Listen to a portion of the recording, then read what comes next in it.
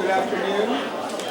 I'm Tom Leonard, the university librarian, and it's my pleasure to welcome you to this beautiful room on my right, on my left, and above us all, looking down, for this important presentation marking the opening of the exhibit, The Icons of a Border Installation.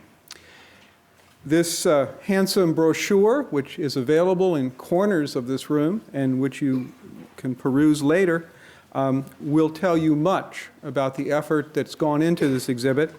I can tell you that the University of Paderborn students in Germany mounted this exhibit to commemorate, of course, the 20th anniversary of the fall of the Berlin Wall.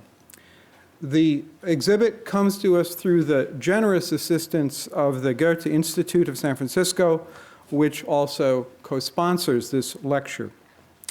Other co-sponsors are the Institute of European Studies, the German Department, the Institute of Slavic, East European, and Eurasian Studies, the library, and our Free Speech Movement Cafe. And I place emphasis on the cafe because it is the closest monument we have to what a generation means. Down to my left in Moffitt, outside Moffitt Library, many of you will be familiar with the large pictorial wall there that captures protesters at Berkeley in 1964 beginning, and remembering these were young people then, and they were born around, many of them, 1944. It makes the point of how much can change in a 20-year period. It's now my pleasure to welcome to this microphone people whose debt we are in. First of all, the Deputy Consul General, Eberhard Brockmann.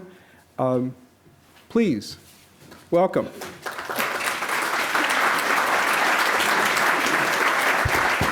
Yes, thank you very much. It's also for me really a great pleasure to be here today in this very good library. Ladies and gentlemen, meine Damen und Herren, 20 years ago in Europe, time exploded. In the words of Czech writer Joachim Topol, a feeling shared by everyone who experienced the political transitions of 1998 at first hand. It was the end of an epoch and the start of a new era. From today's perspective, what happened in 1989 and 1990, it's both history and present reality. Or to quote Barbara Tuchman, it's history that's still smoldering. History that we recall with gratitude and which continues to make demand on us.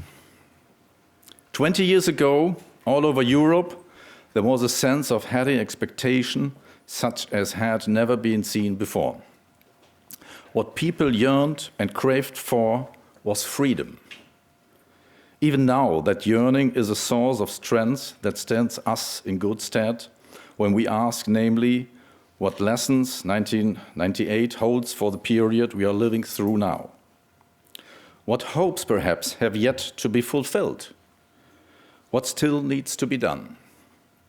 It was in Hungary that the first cracks in the Iron Curtain appeared in summer 1998. There, for the first time, a gap was cut in the border fence that separated one half of Europe from the other.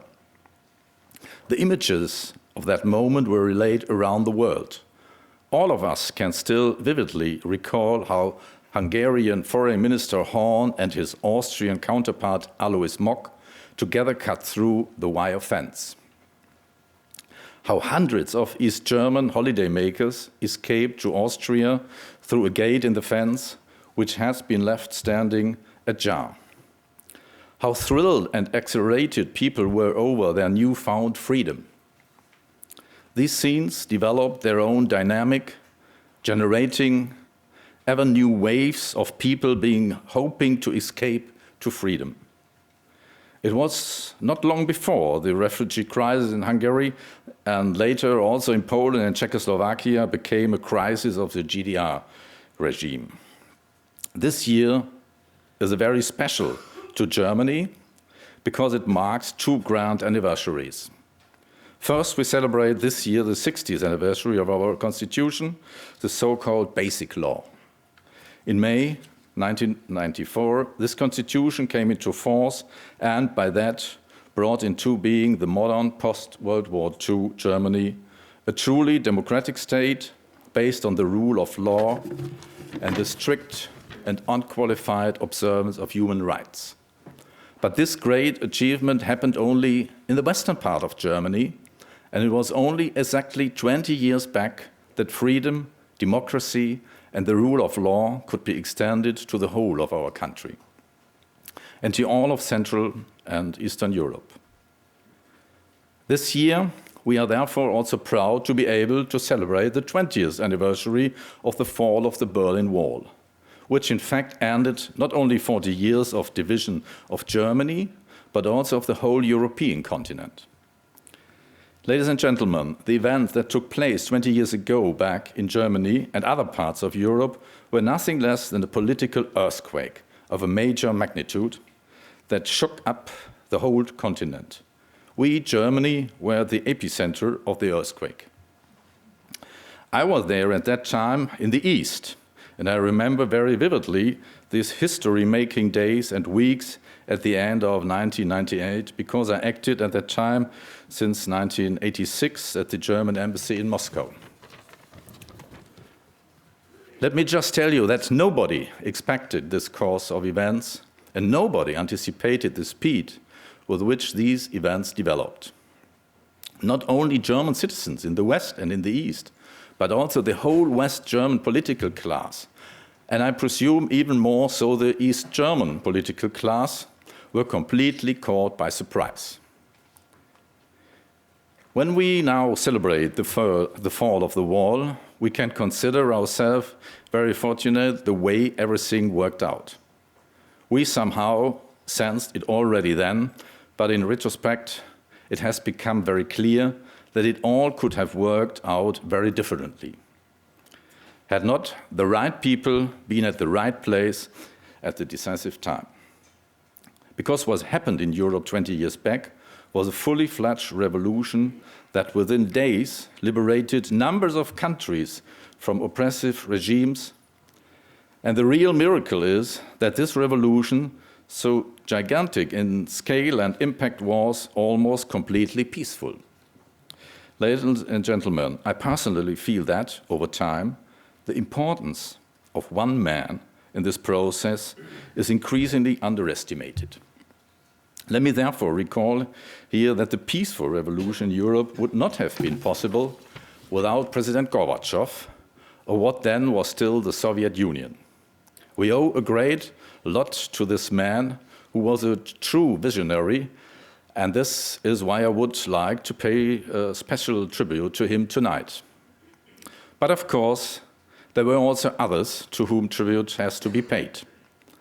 Germany would not have been able to regain its full unity and sovereignty without the support of our Western friends and allies who stood by us in these decisive moments.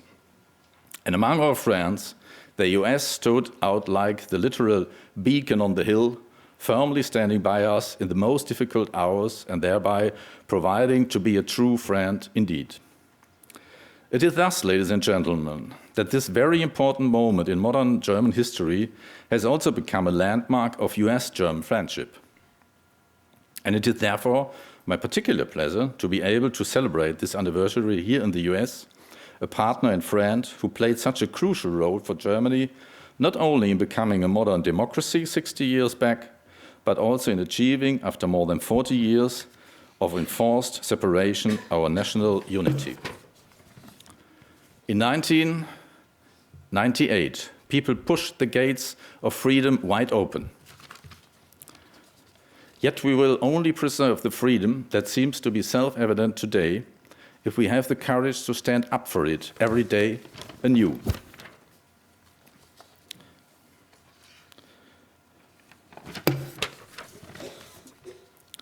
Join together. We have to join together to defend the freedom and live this freedom responsibly. That is the spirit of 1998. It is just as important now, ladies and gentlemen, as it was then. Thank you very much.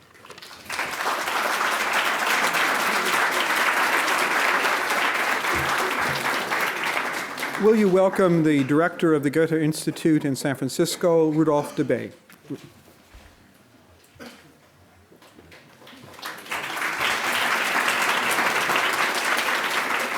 Thank you very much. Thank you, Tom Leonard. I'm here to say thank you for the wonderful cooperation we had with UC Berkeley, especially with this library. And let me say a personal word of thanks to Mr. Jim Sporer,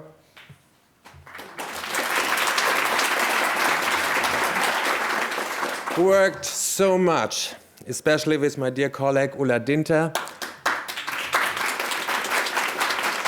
and so many others on this project.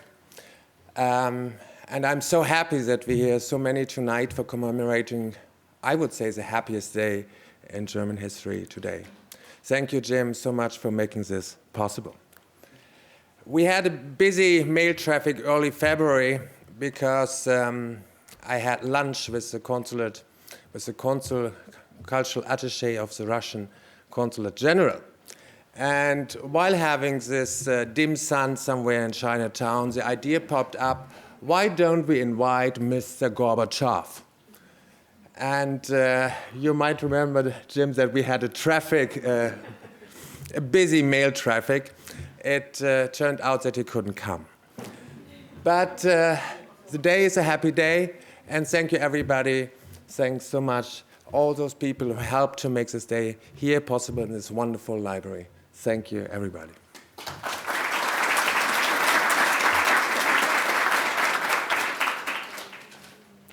It's a pleasure to introduce my Berkeley colleague, Professor John Conley from the Department of History.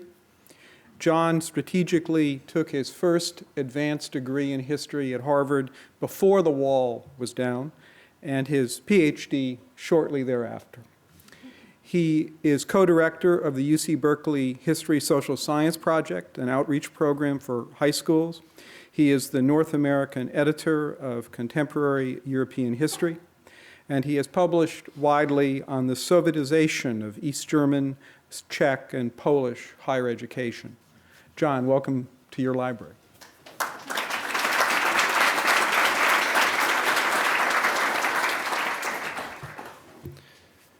Thank you very much.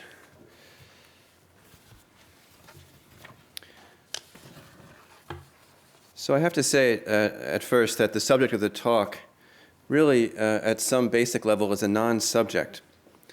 That is, we know exactly who opened the Berlin Wall. It was on live TV 20 years ago today. Günter Schabowski, about 7 o'clock in the evening, Berlin time, member of the East German Politburo, was announcing new travel regulations to go into effect. He didn't know exactly when. He was asked by a reporter about these travel regulations that he was announcing, about exactly when they would go into effect. And he stumbled for a moment, and he looked around for advice. No advice was coming, and he said, I think right away. You can actually see this. This is on YouTube. You can watch this over and over again. He first says, ich denke ab sofort. And then he says, ja, unverzüglich. So he basically says immediately the border is open. So hearing this, crowds formed at the border on the eastern side at several border crossing points. And they informed the border guards that there were these new regulations. The border guards themselves had not been informed. And as the crowds grew and the pressure grew upon the border guards opened the gates in order to avoid a stampede or people being crushed. And from that point, the wall was open. In fact, it was open in both directions throughout the night. So that's the basic answer. I could stop right there. However, when you think more deeply, the event doesn't really make sense. Since when were East German border guards in the business of protecting people from harm? If crowds had converged upon the border just 5 weeks previously, they would have been shot down. Or more accurately, they would not have converged upon the border at all. They would have been intercepted hundreds of yards before the border. There were police units as well as border guards situated far in front of the border, making sure that large groups of people, even 2 people, at a time wouldn't come anywhere near the border. So anybody would have been intercepted before he or she got there. Or more accurately yet, 5 weeks earlier, there were no crowds willing to test the border to West Berlin. So in my view, a central question for commemorating this day, November 9th, 1989, is when did crowds appear on East German streets willing to confront the armed forces of the state? Who transformed the border troops of East Germany from men with orders to shoot to kill, and they did have such an order, to sort of weak, uncertain gatekeepers with normal human concerns about life and limb, about people being crushed? Or another way of asking this question, who broke the East German state? Because it was broken at that point. These were questions that I was pondering 20 years ago tonight. I happened to be in an airplane going from Boston Logan, I think at this very hour, to Frankfurt, transferring in Frankfurt to Berlin at that very moment. I was a graduate student at Harvard at the time, and there was another fluke in the fall of 1989 besides Günter Schabowski's mistake, and that was my being included on a trip that took place every year from Harvard and MIT to West Berlin, funded by the West Berlin government, and thanks for the American role in the Luftbrücke in the 1948 Berlin blockade. So a group went over every year. I applied to be on the group several weeks earlier. I was refused permission. I had been in Germany too often. However, at the last moment, one of the group had to drop out from this yearly Harvard-MIT study group because this person was told by his advisor at MIT that he had too many incompletes. Could not go. So I got a phone call 2 days previously whether I'd like to go. And I decided I would, although I had to pay $400 to change the ticket. We didn't know, of course, on November 6th and 7th what was going to happen on November 9th. So I got into the plane, and we were hearing as we got into the plane that the wall had fallen, which didn't make any sense. Right? How does a wall, and we knew what the wall looked like, how does it suddenly fall? That was one of the words that was used in the very beginning. The wall is open. What does that mean? How does the wall suddenly open? These were the kinds of questions that were in my mind as I got into the plane. I also had a stack of blue books because I hadn't finished grading for the course I was teaching for at that moment. In any case, the following morning, November 10th, I and about a dozen other students landed in Berlin, West Berlin, traveling over the wall in Tegel. We got into a couple of taxi cabs, and we soon discovered that West Berlin was very unlike the West Berlin that any of us had ever known before. It was full of cars that were never seen in the streets of West Berlin, namely Trabants and Wartburgs. You couldn't miss them. And also, there were these sort of meandering crowds of people in synthetic clothing. This was November. It was a cool day. And they seemed to be testing the terrain as though they were walking on the moon, unsure of the ground beneath them, unsure where to go. I actually talked to one of them, and I said, they'd all been up all night, by the way. This is about 10 in the morning. And he said quite simply, man weiß nicht wohin. He said, we don't know where to go. So they were wandering around. Occasionally, you would see them converging upon banks because they were all promised 100 marks, 100 German marks, welcome money from the West German government. And that was, of course, the first thing they needed in order to really explore West Berlin. In any case, we got to our hotel. I forewent the nap I usually take after a long journey, rushed right to Checkpoint Charlie, which was a border crossing point that Westerners could use. And there, what I saw kind of disturbed me, strangely enough. I have to confess that, the scene at Checkpoint Charlie. And one house is called the house on Checkpoint Charlie that had scaffolding because it was being remodeled at the time. And what I recall were crowds of young people, sort of rowdy young people. This is about 11 or 12 noon, drinking beer and screaming and shouting at the top of their lungs as the Trabants came through the border, and as East Germans came through the border. And at the very edge of the border, East German border guards. It struck me as a kind of party atmosphere. Somehow I felt that it wasn't really what I had come to Germany to look for. There was, in those days, very quickly, CBS and NBC set up all-day news stations right at the Brandenburg Gate with Peter Jennings, Dan Rather.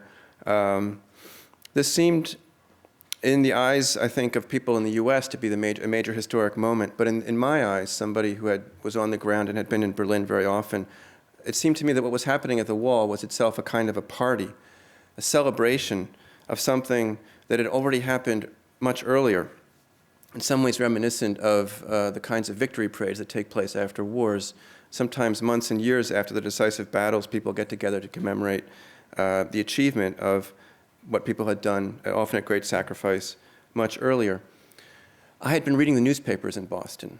I knew very well that in the weeks preceding the opening of the wall, there had been mass mobilization of East German citizens, especially in the southern areas of East Germany, and that in some senses, the major issues had been determined by then. Erich Honecker was no longer in power.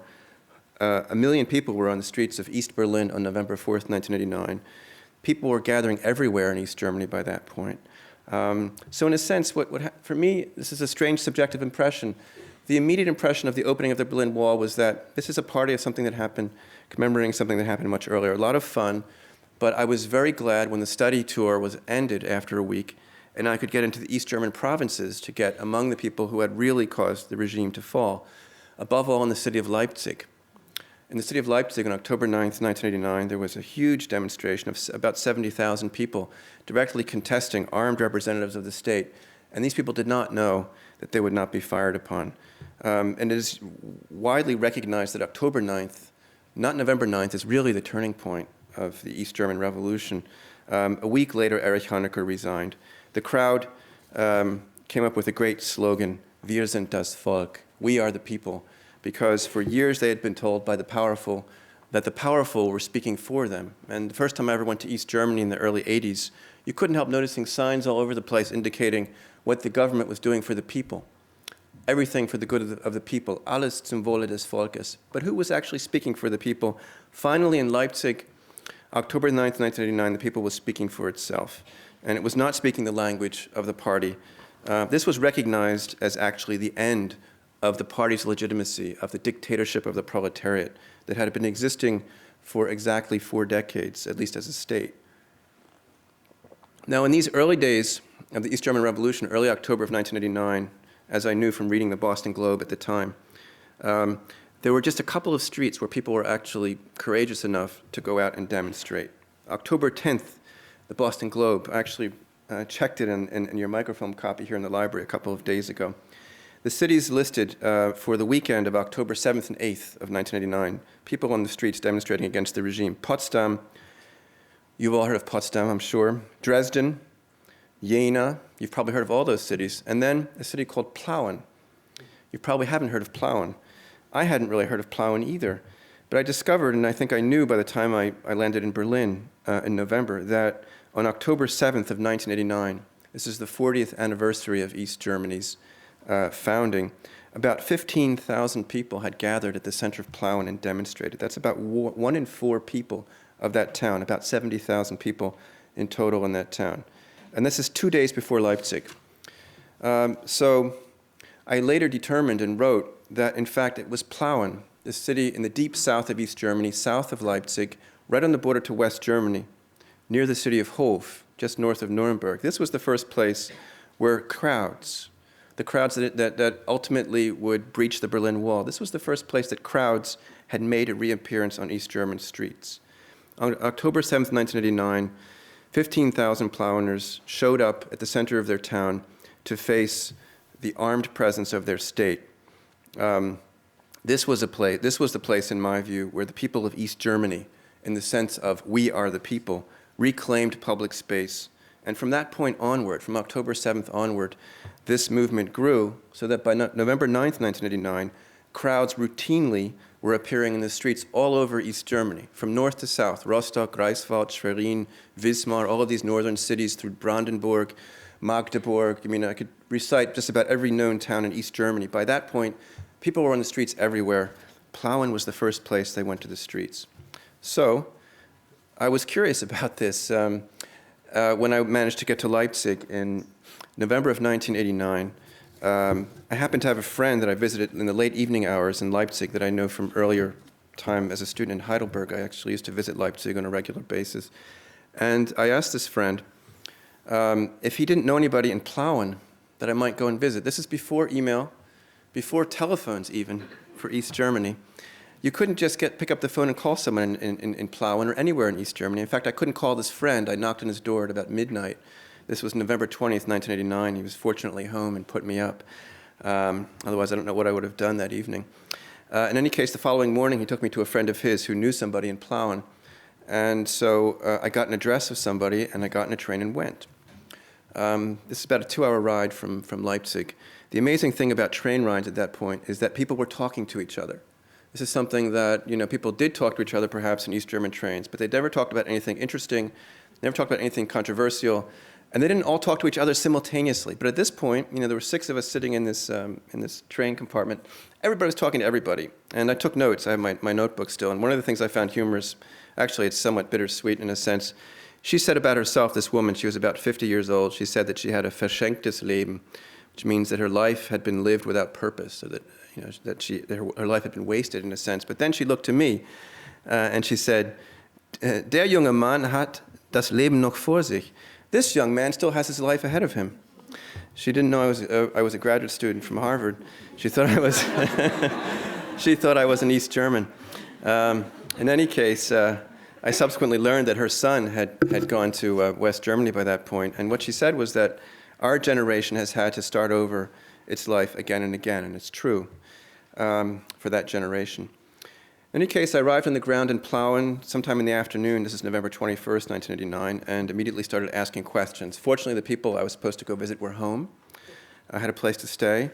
I found out about this demonstration, October 7th, 1989. I found out that in the early days of October, leaflets mysteriously appeared summoning citizens to the town center on October 7th to demonstrate for reforms, for freedom of speech, for freedom of association, for freedom of travel. These leaflets were, of course, a sensation because such a leaflet would get whoever would spread such a leaflet in deep trouble, in prison for many years if found. So that was a sensation. But people all seemed to know about this leaflet that I talked to. So people were summoned to come to the center of town, and despite rain, on October 7th, people did come. The brilliance of the man who wrote, just subsequently discovered, who produced this leaflet was that at the same time the city had invited people to come to celebrate 40 years of East German statehood. So everybody had a good alibi for going to the center of town that day. The Stasi, by the way, knew very well that somebody had called for this unofficial demonstration, and I was recently in Plauen a month ago, why didn't they just call it off? And a friend of mine simply said to me, they thought that they had been ruling for 40 years, and they would rule for another 40 years. They didn't really imagine that they would be challenged by their own people. And it's true. So gradually on this rather rainy day, I have some photographs that we'll be showing afterwards. People appear on the streets under umbrellas, right? The rain didn't hold them back. Thousands of people you can see on these photos. But nobody really knew what to do. They weren't really in the mood to celebrate 40 years of East Germany. Suddenly, I am told from several people that the person who broke the silence and decided what to do was a child. A child began shouting what that child might have seen on news broadcasts the previous week from Leipzig or from Berlin that very day. Gorbi, Gorbi. The role of Mikhail Gorbachev was recognized by all East Germans. And then after that, this child, in a sense, had given people the courage themselves to get involved and to express themselves. The first person to do something remarkable was a plumber named Sigmar Wolf, who took a bed sheet that he had rolled up in his jacket, out of his jacket, and unfurled it to reveal a banner that he had produced the previous evening. The banner said, "For reforms and freedom to travel, free elections, and above all, peace." And it's now recognized that this was probably the first banner anybody unfurled that fall, anywhere in East Germany. At some point, the situation in Plauen is a very large central square, and then a lot of streets leading off the central square. At some point, and no one could tell me why, no one knows why, and probably never will know why, the huge crowd of about 15 to 20,000 people started moving up off of the square and marching onto so-called Bahnhofstrasse, the street leading to the train station, and then making a loop around the city and back to the central square and reconverging at the city hall, which is also on Central Square. They were chanting Neues Forum, that was the new political movement of the time, Keine Gewalt, no violence, Gorbi, Gorbi, and they were carrying candles. Many of them were carrying candles, which is interesting, and I'll return to that. The local authorities tried to disperse the crowd because they knew they were coming. They didn't know how many people were coming. They used a water cannon, several water cannons, but it was not very effective because people had brought umbrellas on the rainy day. People would always laugh about that after the fact. But they brought something that was a bit more menacing, namely the authorities, an attack helicopter that would sort of fly down upon the crowd. The German is im Anflug, so as if it was going to attack the crowd and then move up again. So this attack helicopter buzzed above the crowd for well over 2 hours, so that when people reconverged on the central square near City Hall, they were quite angry. And they wanted someone to speak to them. They wanted somebody in City Hall to speak to them. They wanted their mayor to address them. It turned out that the mayor, a man named Norbert Martin, was too afraid to face the crowd. And at one point, actually, he was playing with the idea, as I later learned, of facing this crowd. But some Stasi operatives told him under no circumstances would he go out and face the crowd. This was a combustible situation. There's a huge angry crowd on one hand, a very small contingent of authorities on the other in the City Hall, and they are guarded by a relatively small police contingent and members of the so-called Kampfgruppen der Arbeiterklasse with weapons, with automatic weapons. These are the so-called factory militia. No one knew what the crowd might do, how it would disperse, in other words, where this event was going, until one person emerged from the crowd, the local Protestant superintendent. It's like a kind of a bishop figure. The Protestant pastor named Thomas Küttler, he ran back and forth between the crowd and the authorities negotiating, trying to get the authorities to respond to some demands of the crowd in order then to encourage the crowd to disperse peacefully. His demands, the helicopter had to go, these factory militia, heavily armed factory militia, they had to go, and there had to be a meeting, an agreement of a meeting with representatives of the people and the city authorities. All three of these points were recognized. Soon the helicopter was gone, the Kampfgruppen left, the militias left, and Norbert Martin, the mayor, agreed to meet 20 members of the population later that week. And out of this later grew the so-called round table. Everywhere in Eastern Europe there were round tables in the fall of 1989, spring of 1990, and Plauen was no exception. So historians now recognize, they didn't recognize it at the time, that this was the first time that a crowd in East Germany had actually achieved anything. Although in retrospect it seems small, at the time it seemed huge. Now it was Küttler's turn to fulfill his part of the bargain. He started shouting to the crowd, had no microphone. Somebody brought him a megaphone, and then he used the megaphone to tell the crowd, your demands have been heard. The mayor cannot speak to you now, but he would like to speak to you. He will meet you later this week. He recognizes that we need change. Now the important thing to do is to go home in peace. It happened to be 6 o'clock in the evening, just 6 o'clock, when normally the bells are rung just across from the city hall at the Luther church, Lutherkirche, and the pastor there let them ring a bit longer. People went home in a kind of a joyous mood, feeling that they had indeed achieved something. So this is a basic sketch of what happened on October 7th, 1989. But still, when I look at the map of East Germany, there are dozens of cities in the south, about the size, smaller or larger than East Germany. Why Plauen? There were people on the streets nowhere else in those areas except a couple of thousand in Karl-Marx-Stadt. Otherwise, complete quiet in other cities, although, as in Plauen, people were very upset in early October of '89. The entire summer of '89 had been, in some ways, a traumatic experience because the border was open to Hungary. Many East Germans went and fled through the border, but then the East German authorities withdrew visas to go to Hungary. Then people in East Germany fled to Czechoslovakia. Some of them took refuge in the embassy there. There was what the Germans call Torschlusspanik. There was a fear among many East Germans that if they didn't get out then, October, September of 1989, they would never get out. Erich Honecker had just announced that the wall would last for another 100 years. People were very upset in East Germany. Why is it that this mood of dissatisfaction broke through in this explosive way in only one place? Well, as a historian, it's my job to try to explain this kind of thing. So, I'll give you some explanations. The first thing that everybody mentions is that Plauen is very close to the West German border. Because it was close to the West German border, it was neglected.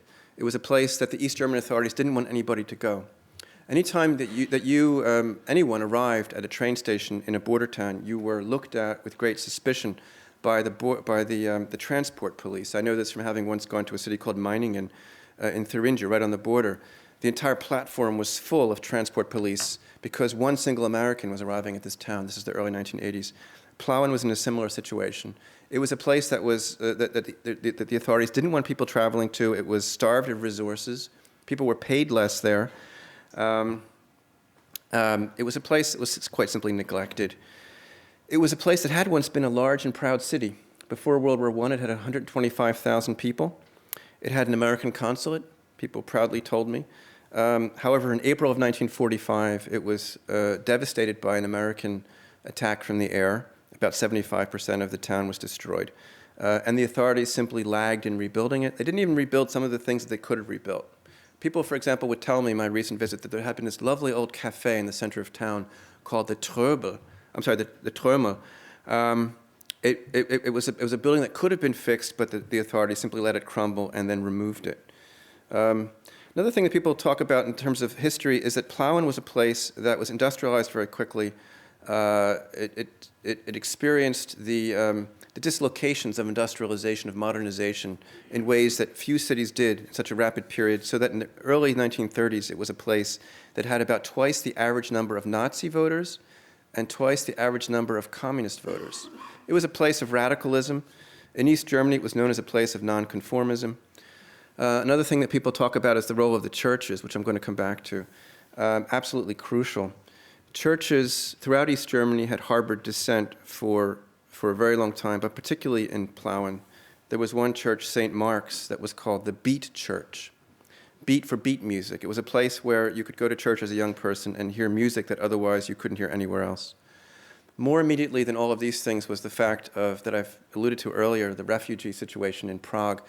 In late September of 1989, thousands of East Germans had traveled to Prague and sought refuge in the West German embassy, hoping to get permission to go to West Germany.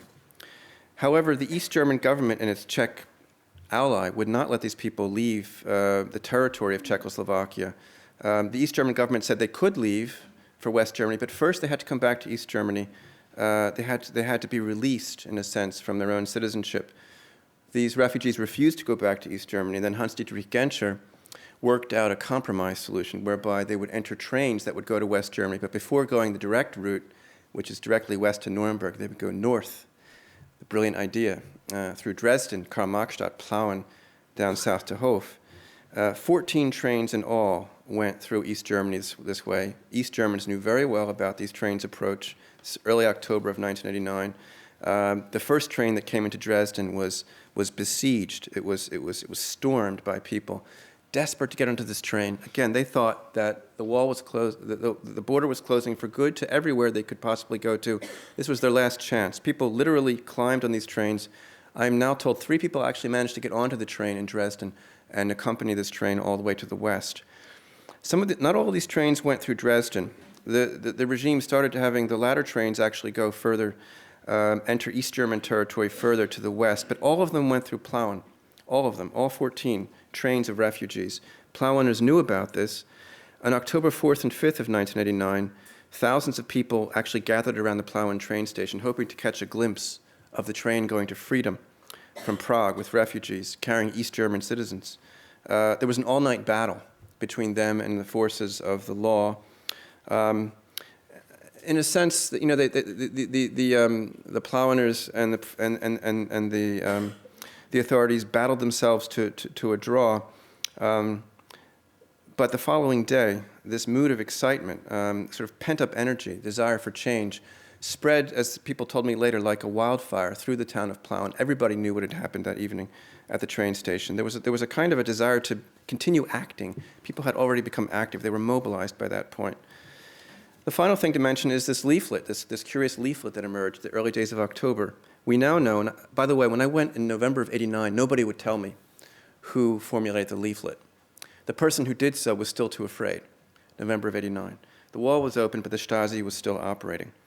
So I couldn't find out then. Now we know it was a tool maker, a man named Jörg Schneider, who himself was also a former border guard, which is quite interesting. And he and 3 friends of his, well, first he hammered out, there are no duplicating machines that one could use legally in East Germany. There were very few typewriters that you could use legally, but he managed to get a travel typewriter. He hammered out 140 copies of this leaflet on his old typewriter while his parents slept in the apartment. And he carried with 3 other friends these leaflets throughout Plauen in one evening, October 2nd, 3rd of 1989, telling people that they should come to the center of town. So that's a large part of the explanation.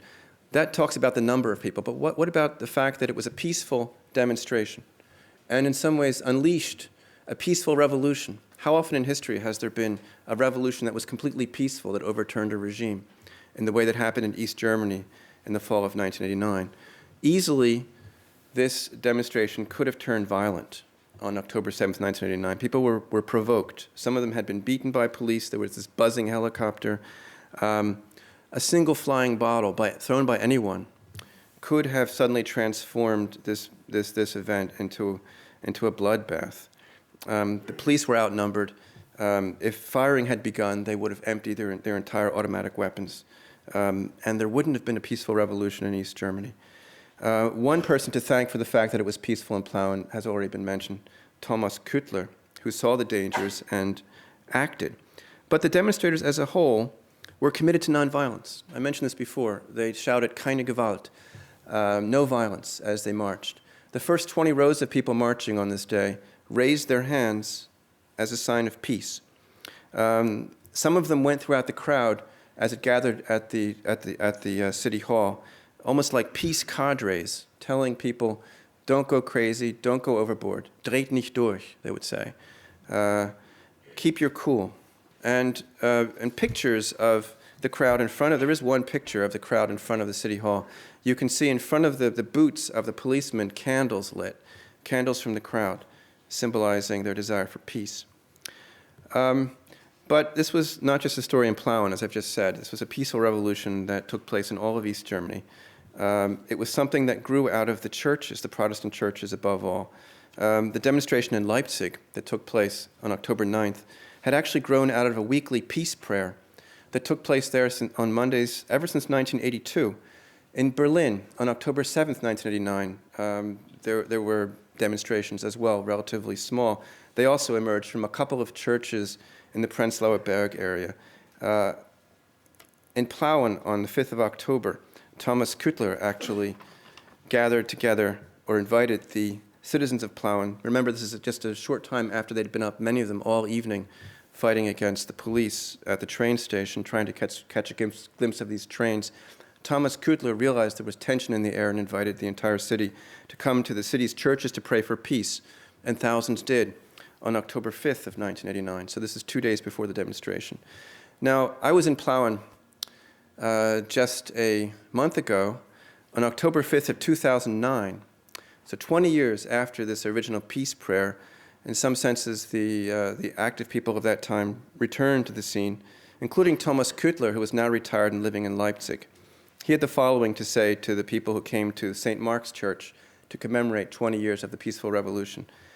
God gave us in our peace prayers precisely what we needed, the inner confidence and sense of reality in order to act as we did in the days and weeks that followed. End of quote. Now, what struck me as strange when I heard him say this was that I had met him many times in 89 and 90. I never heard him speak of God at all. He was completely a politician in those days. That was his role. He was the leader of the Round Table, basically of the transition government in Plauen, and I met with him many times. I didn't even know he was a theologian, practically. There he was, standing in his lovely Lutheran collar, giving a very stirring sermon.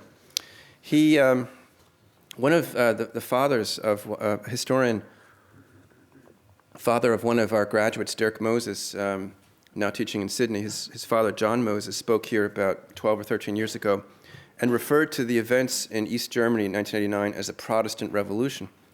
Was it a Protestant revolution? Yes and no. I think there's no question that without the shelter of the churches throughout East Germany, there would have been no place for demonstrators to gather in the weeks and months before the fall and to come together as a crowd and gain a first sense of community.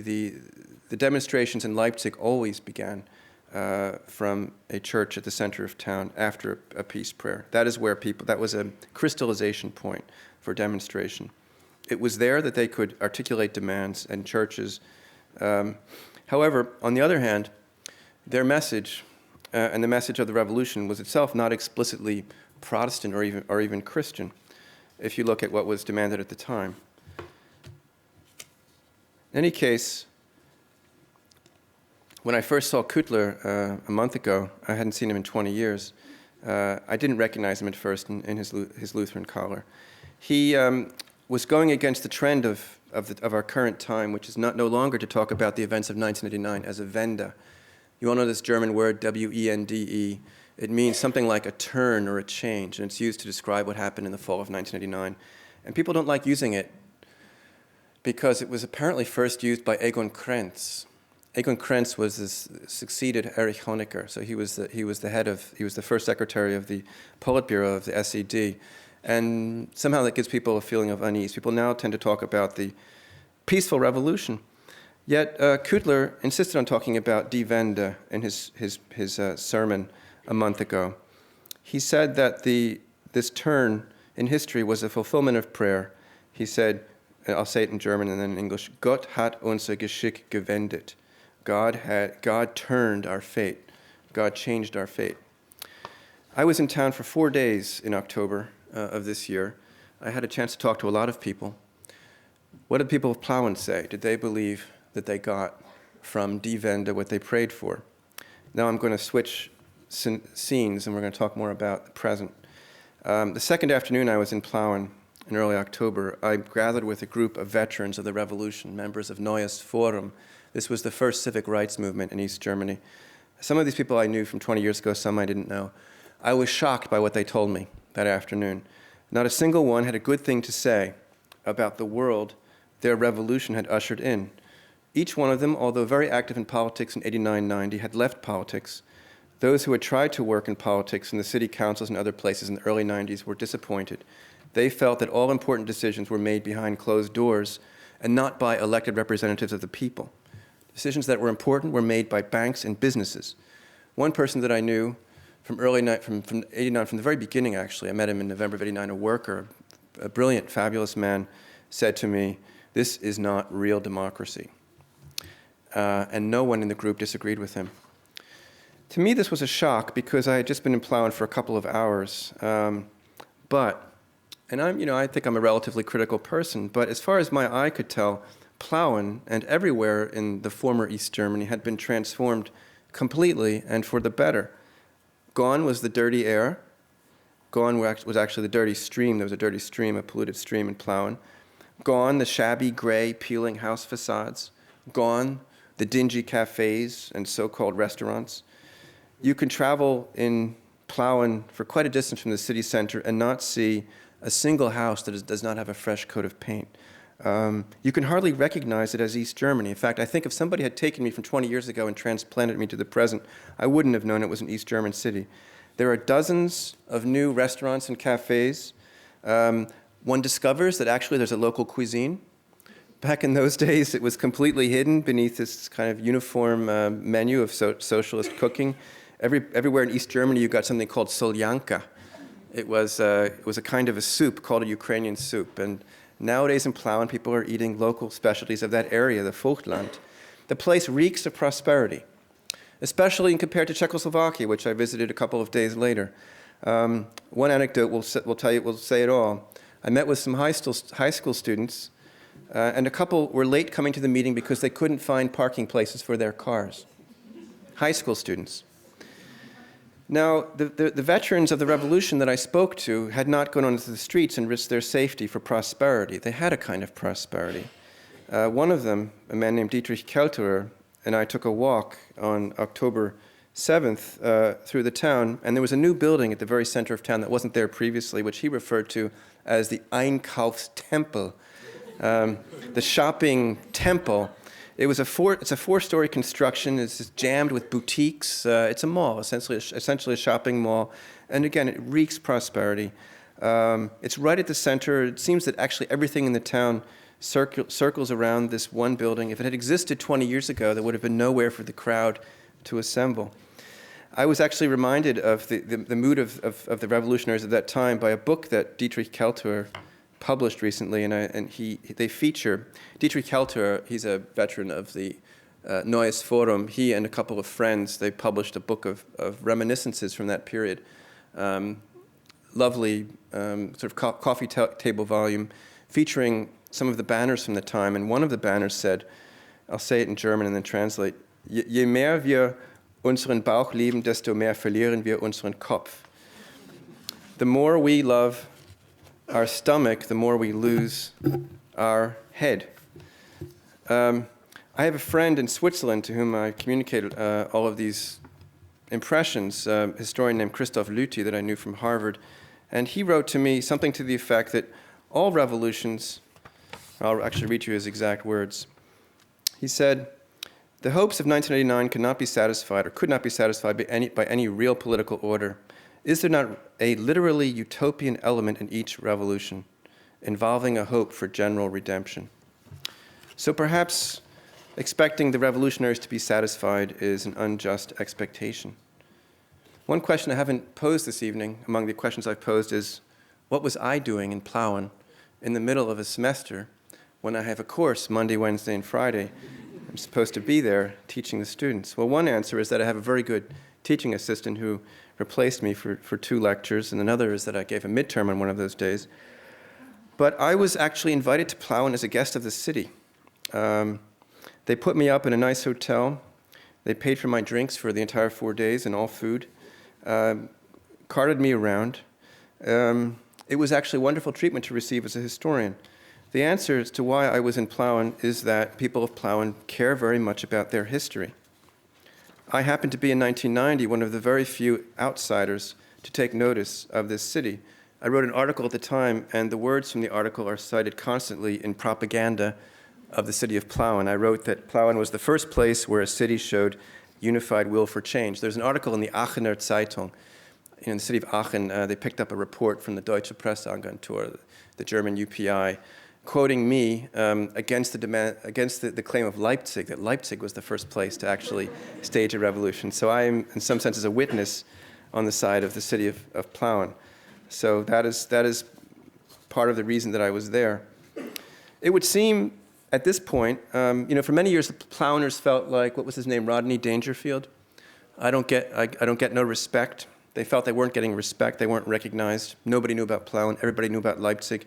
Yet in this year, the 20th anniversary, books have come out mentioning the leading role of Plauen. An article came out in Spiegel in July of this year saying that Plauen was the first place where the power of the state was vanquished.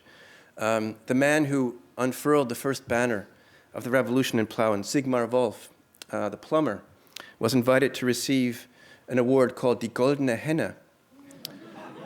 How do you translate? The Golden Hen. This is an award, when he received it this year, Hans-Dietrich Genscher and Václav Havel were also receiving it.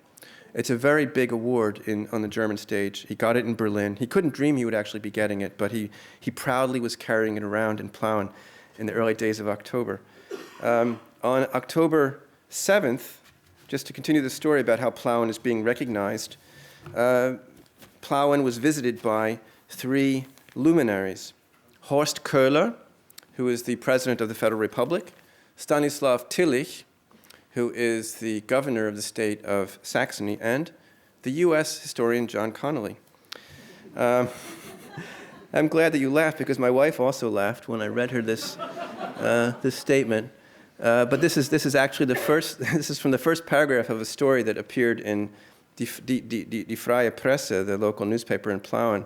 It said that the role of Plauens in the fall of 1989 will be dignified, among other people, with a visit of the city by President Köhler, Minister-President Stanislav Tillich, and the US historian John Connelly. So there you are. I am recognized as a Person der Zeitgeschichte, a person of contemporary history.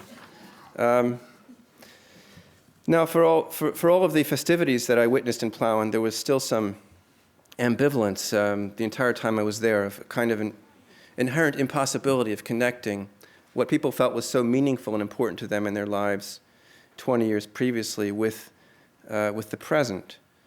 It seems that nothing can be said or done currently which lives up or even reminds people properly of what happened back then.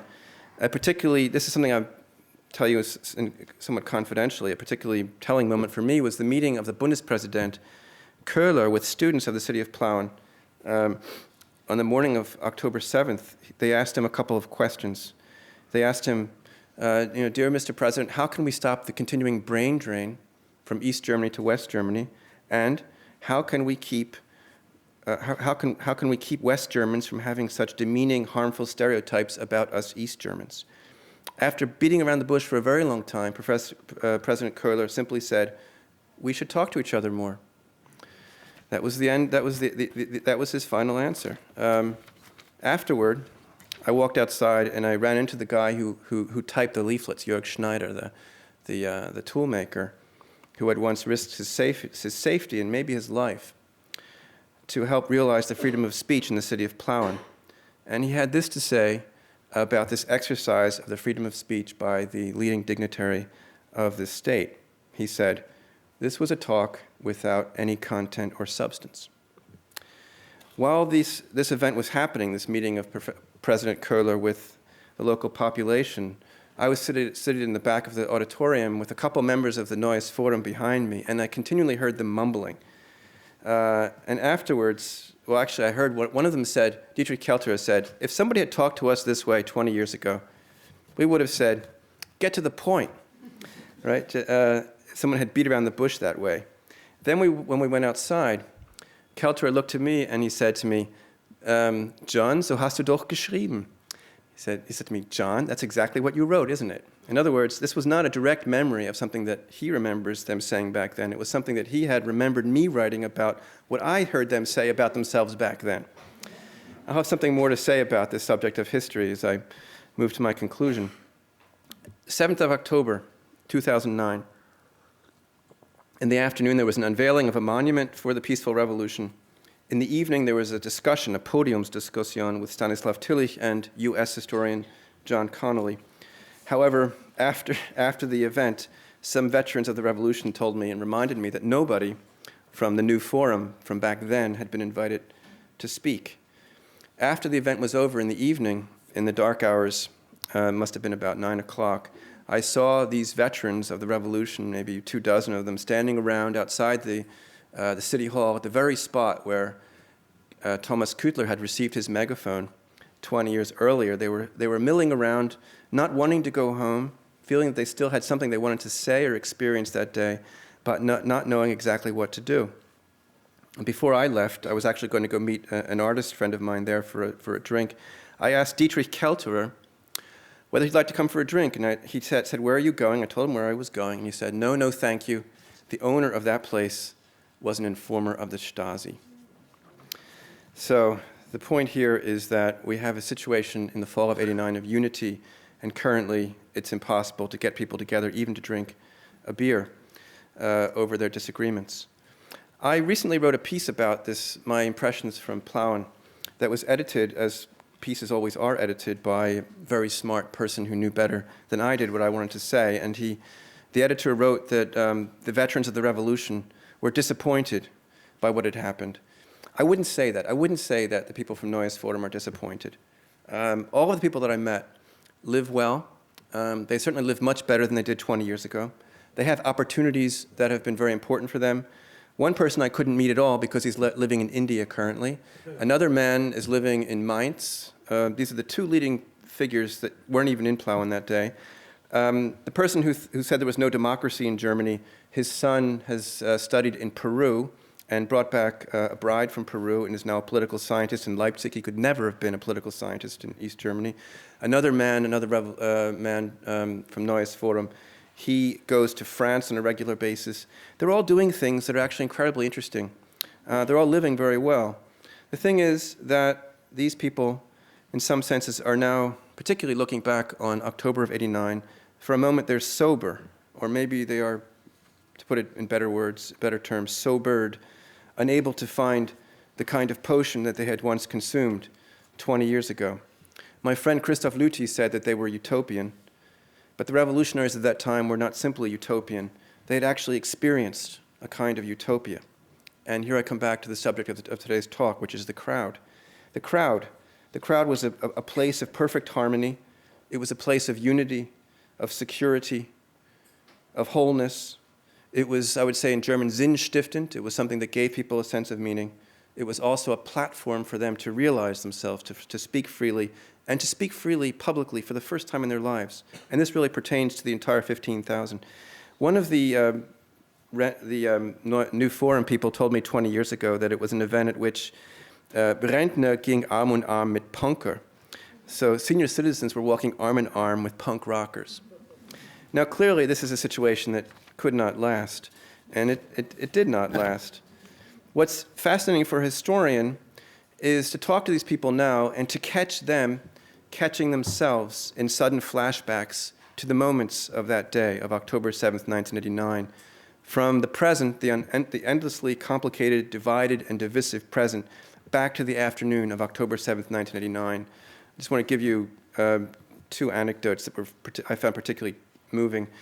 Not everybody has turned from politics. I actually met with a couple of people who were very involved in current politics. One is a Mitglied des Landestages. He's a member of the Parliament of the state of Saxony for Plauen, named Frank Haidan, the man I actually met 20 years ago.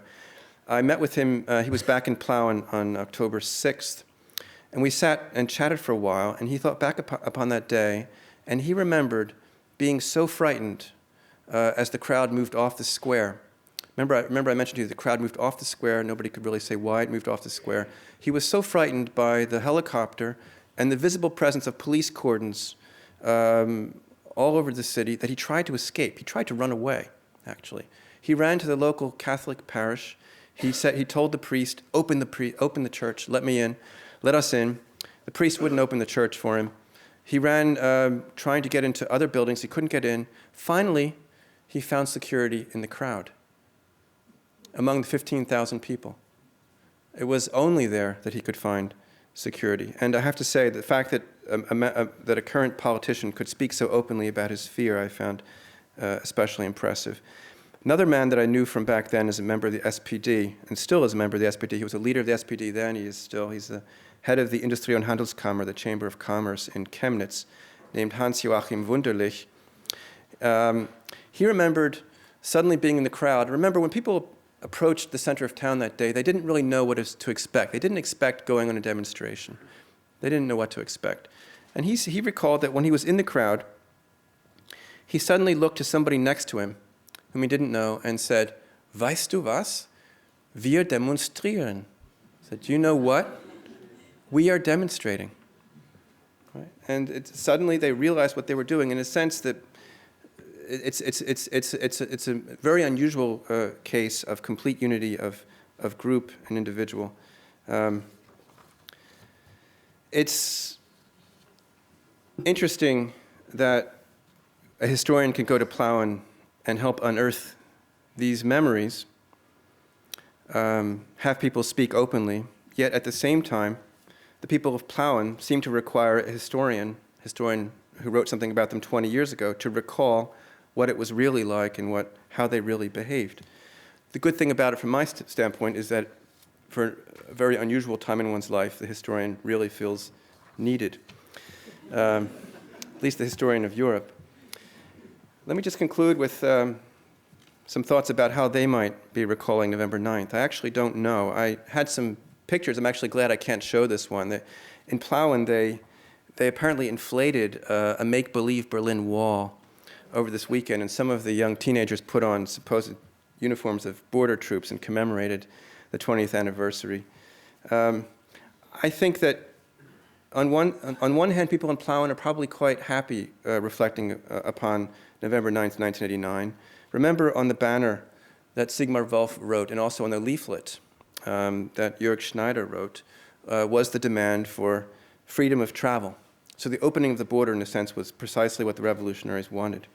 However, on the other hand, they recognize that the opening of the border is seen by historians as being a fluke and not a response to a demand from the population.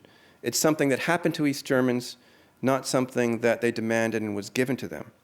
It was not clearly seen as the fulfillment of demands of the political groups of 1989, and in many people's eyes, it was the beginning of the end for independent political life of East Germans, as East Germans. In a sense, the crowd opened the wall, but then the crowd itself became superfluous. Increasingly, people looked west, toward the west, for solutions instead of to themselves. After this point, attendance waned at demonstrations. I actually went to a demonstration in East Berlin right before I went to Plauen, and it was really a very lame affair. There weren't very many people there. It was nice to see people carrying their banners, but there was a sense that the excitement was gone because the wall had fallen. And when the wall fell, everything seemed possible. In fact, much more than they had imagined previously. You might remember at the time there was this apocryphal claim. I don't know if anybody ever said this. Helmut rette uns. Helmut, be our savior. That was something that I often heard said in the spring of 1990. And in fact, in the first free elections in East Germany in March of 1990, the new forum, the East German civil rights movement achieved 3% of the votes. One of the revolutionaries named Stefan Kretzmar wrote as follows about the opening of the border on November 9th. He said it was an ingenious move by the state functionaries. The GDR was a pressure cooker, and now the political pressure of the masses was suddenly gone. So that's one perspective. My perspective is, who knows what would have happened if Schabowski had had a proper script, or if he had anticipated the question. Without the sudden fall of the wall, there would certainly not have been the sense of complete collapse, of a state suddenly in free fall, of all questions on the table for all Germans, right? I mean, people were immediately talking about unity on November 9th. This is something that the only question was when. It wasn't actually whether it was going to happen. If, however, Schabowski had lines to read that night, had an answer to that question, then there would have been no crowds at the border. Rather, East Germans and other, East Berliners, East Germans would have lined up at the police office the following morning, gotten their stamps into their personal papers, and gone through the border in an orderly way. There would have been no sense of collapse, and the wall would have continued to exist until, for whatever reason, the East German government decided to take it down. As it was, as you may know, they began actually literally dismantling the wall a couple of days later. If that had happened, then who knows about the window of opportunity of 1990? I mean, one person, we've mentioned Mikhail Gorbachev, we haven't mentioned Helmut Kohl, whom I think one should mention today. His recognition of the possibility that this opportunity for unity would be very, very brief. He took advantage of it. Would the advantage have existed if the wall hadn't fallen as it did? If there had been a protracted end of East Germany, would Soviet troops have left as they did? Would they have left the rest of Eastern Europe? We don't know. Now, of course, you could say that it's a historian's job not to speculate about what might have been, but to account for what did. I think the story of Plauen will be with us for the foreseeable future because it resists this kind of accounting that we expect of historians.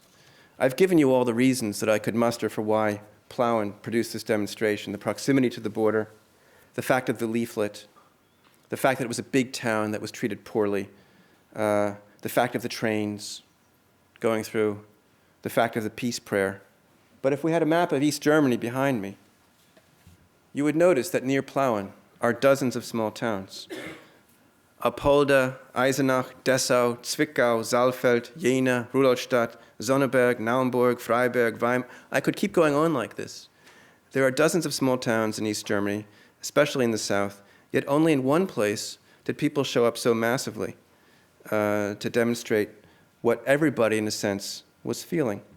Why was that the case? Do we really understand this? I think it's wonderful, as I've mentioned, to feel needed as a historian, but a historian cannot look at something like October 7th, 1989 in Plauen without keenly feeling the limits of his or her profession. Like the best history, the story of Plauen ultimately humbles the historian. We still, in my view, don't know how and why the crowd or the crowds reappeared on the streets of East Germany, where and when they did. And therefore, in my view, we still don't know who really opened the Berlin Wall. Maybe that's an impossible question. Thank you for your attention.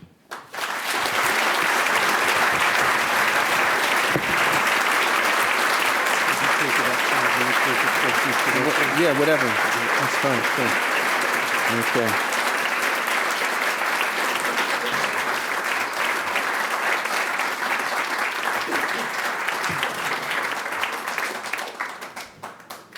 So I'm told there's time for discussion. If any of you have any comments or questions, I'll be happy to entertain them.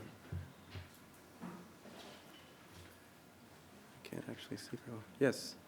So in your opinion, maybe if you have one, what right now, in this modern day, Easterners and Westerners are actually more divided than ever before, mentally and emotionally.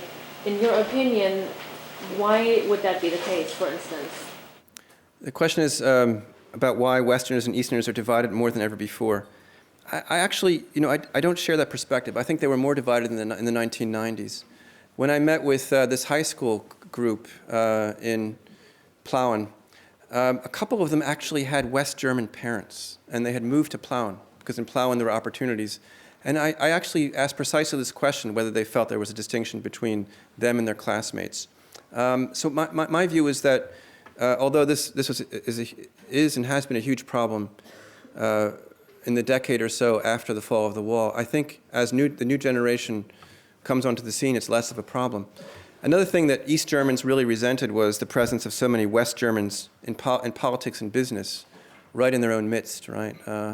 And during this visit, I had a distinct sense, at least in Plauen and the areas around, that the journalists, the bureaucrats, if you will, were themselves all East Germans. The mayor of Plauen is himself a very competent man, an East German. So I don't know, maybe, but I have to also confess that I haven't actually been there for 20 years.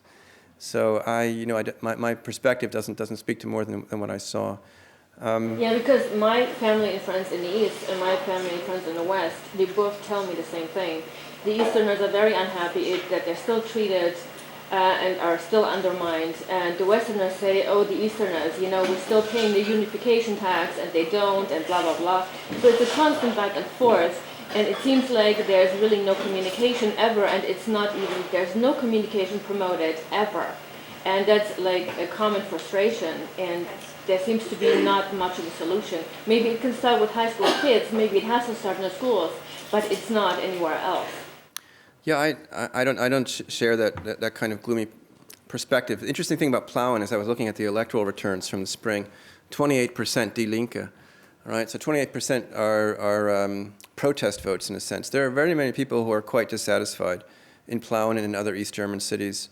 There are people in West Germany, obviously, who have very poor opinions about people in East Germany. Those things are difficult. I was a bit unfair in a sense to Federal President Kohler. I mean, he had no answer. Basically, you're asking me the question that the students asked him. We should talk to each other more. What more can one say? We should have historians visit us and tell us that, operating in these generalizations about they and we is inappropriate. I mean, I would immediately begin to a West German who questioned, the industry of East Germans. I would immediately begin telling them about the people that I knew there that don't live up to the stereotypes. How does one deal with stereotypes? Maybe the federal government could do more. I don't know. Maybe outside people can actually also do more, just like yourself. Yes. Over here. What role do you assign to Bush 41 and fall of the wall? How would you assess a goal or evaluate his decisions? Well, this is the question about George Bush, the fall of the wall.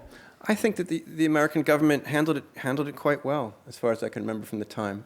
They did bother some East and West Europeans by limiting the discussions to the 2+4 talks, right? So it was the two Germanys and then 4 powers.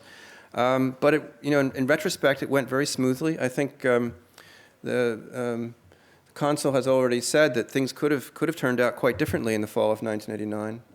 I had a sense at the time, I'm not a specialist in this, that American policy was actually quite sober. But the fall of the wall itself was not something that American policy anticipated or caused. It just happened. It really was one of these important things in history that we can only call an accident. But then when it happened, of course, the interesting thing is that Helmut Kohl, I don't know if you recall, was actually in a state visit to Poland, the first state visit to the new democratically elected Polish government. It was a big deal. He immediately flew back to Berlin. Everybody realized this was a huge event at the time. And as I said, people at the time were talking about unity immediately. The demonstrators hadn't been demanding unity, but somehow this event put unity on the table. And I think it's a good thing that Germany has come together. I don't think I'm a German nationalist, but that's my, yes. What exactly happened at the train station in Plauen before October 7th?